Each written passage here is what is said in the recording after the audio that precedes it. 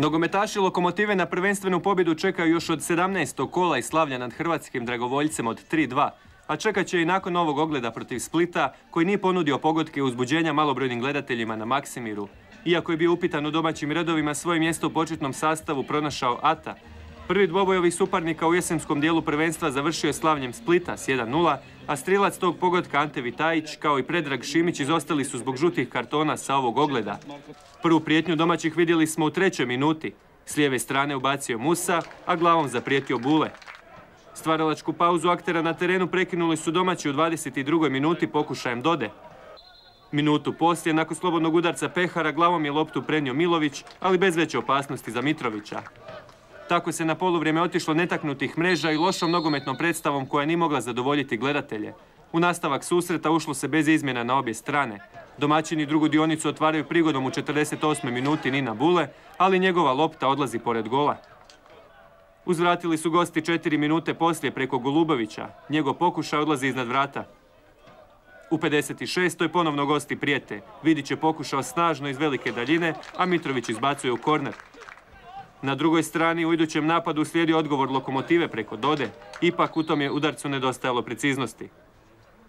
Splićani su u 67. minuti zaprijetili slobodnog udarca preko Obilinovića, čijim je ulaskom u nastavku igra Splićana dodatno živnula. Sve je završilo kornerom. Isti igrač ponovno je u sličnoj situaciji 5 minuta poslije i ovaj put bez promjene rezultata. Najbolja prigoda za Lokomotivu stigla je u 79. minuti. Poljak je pronašao Dodu, ali sve ipak završava samo kornerom. Na kraju podjela bodova. Ovo je 6. Lokomotivin remi ove sezone. Zanimljivo, svi su završili identičnim rezultatom, 0-0. Iduće kolo Lokomotivi donosi opet dvoboj na Maksimiru protiv Dinama, dok Splićani dočekuju Pulsku Istru.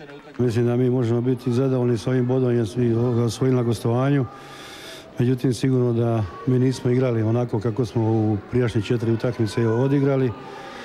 Međutim, mi imamo dobru poziciju, bilo je izuzetno teško igrati po ovome vremenu, a i promjena trenera u Lokomotivi učinila je svoje. Mislim, oni su žele, nije nekih velikih šansi bilo. Mislim da je zasluženo s jedne i s druge strane da smo uzeli po bod. Pa dobro, jedna rastrgana utakmica koju očekujem da će tako biti sve do kraja prvenstva. Mi smo u borbi za opstanak. Jedan Split koji je došao tu odigrati na bod. Tako su se postavili, tako su djelovali cijelu utakmicu. Znao sam da će biti ovako jedna tvrda utakmica. Znao sam da ćemo imati 2-3 prilike. Imali smo ih danas, nažalost nismo ih iskoristili. Evidentan je napredak u odnosu na utakmicu sa Zadrom. Dobili smo i jako sam zadovoljan igrom zadnje linije. Kažem, postoje još nekakvi detalji koje moramo popraviti, a isto tako moram na bilo kakav način osloboditi jednog bremena odgovornosti ove mlade igrače, jednog bremena koji je prouzrokovan tom borbom za opstanak, dakle da imaju više slobode, da dođu u loptu, po loptu, da pokažu ono što oni stvarno znaju.